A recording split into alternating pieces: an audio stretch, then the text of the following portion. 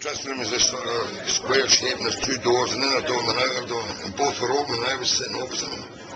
And I remember this man coming around the corner, walking into the dressing room, and as he walked in, flipping his jacket off and hanging on the peg, and that alone in itself said to me, this guy means business. So from the start, I thought there was a whirlwind going to be coming through here, and I wasn't wrong.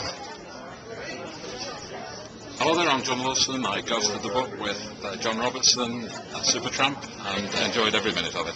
How did you get involved in actually writing the book, John? It's a long story, Mark, because I've known John, as you're well aware, for many, many years. He was here when I first, as a youngster, when I first arrived on the scene at Nottingham Forest.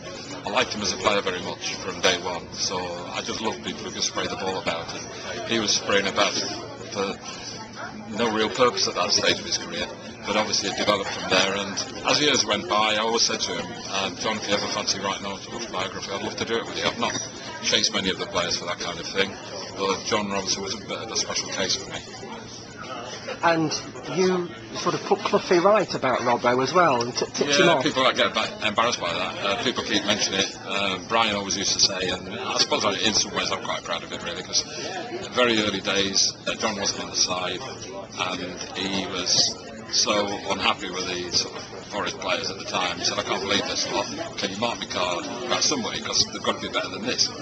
And he says, give me a player. And I mentioned John's name because I like the way John played the game. And he was a bit of always an artist from day one. Anyway, he got his chance, and unfortunately for me, it came off. And Brian never forgot it, and obviously it did me a lot of favour. Does anything get any better than scoring the winning goal in the European Cup final? Well, no. It's a fantastic individual achievement for myself, and because you get the goal, people remember who you are, and they always look back. You know, that old television programme, there's always who gets the goal. I was fortunate in playing with some fantastic footballers who were in their own right great players. You don't win 2 European Cups without having great players, and the players I played with were top draw. The title of your book is Supertramp. Can you just explain a bit more about how that came about? Well, it's as you probably know, Brian Clough used to rib me terribly about my desert boots and the gear I wore and how I appeared in the morning unshaven, and he used to always have a pop at me in the press about how I dressed or how I was. And among all that, he said a lot of nice things about me as well, which I really appreciated.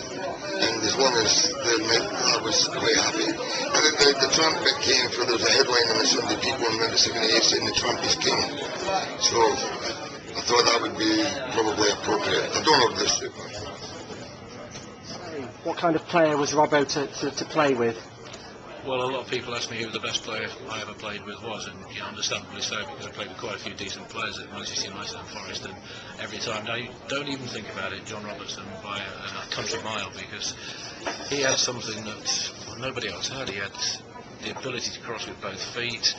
He was a striker's dream because of the delivery he put into a box, and Liverpool played in the ultimate compliment, playing Phil Neal at right back and doubling up with Jimmy Case or whoever's on the right hand side at that particular time, and still over 5 yards he just destroyed players. You talk about Lionel Messi today, that little bit of acceleration, the burst away, Robbo had that, and we played in a different era on heavy pitches.